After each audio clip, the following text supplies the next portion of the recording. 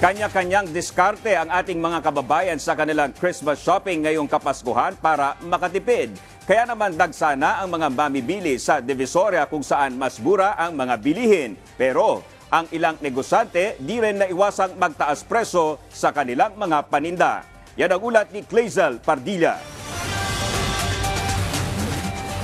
Napasugod na sa Divisoria si Angel nang matanggap ang Christmas bonus.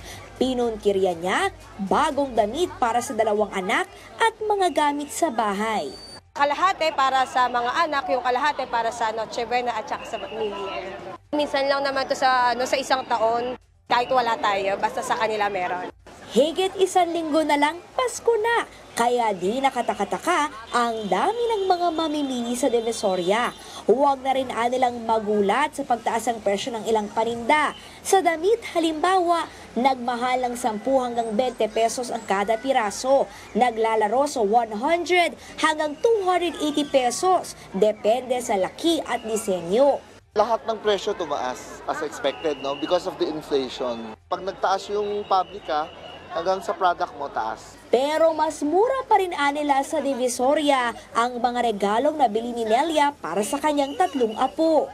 Ay, mga pamasko nila, crop top, dress, pinakamura 150, pinakamahal 280. O di ba kaysa sa mall? Magkano po ba sa mall?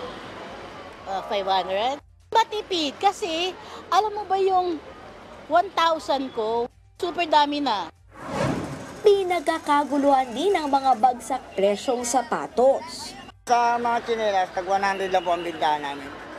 Tapos sa mga rubber shoes naman, depende po sa sa stock. Kung may tag 750, may tag 380. Pag maramihan po, mas nakakabawas sila. Minsan naglilis kami ng 20 pesos lang sa isang item. Malaking tipid nga raw yan sana, sabi ni Eden. Pero marami pang pagkakagastusan.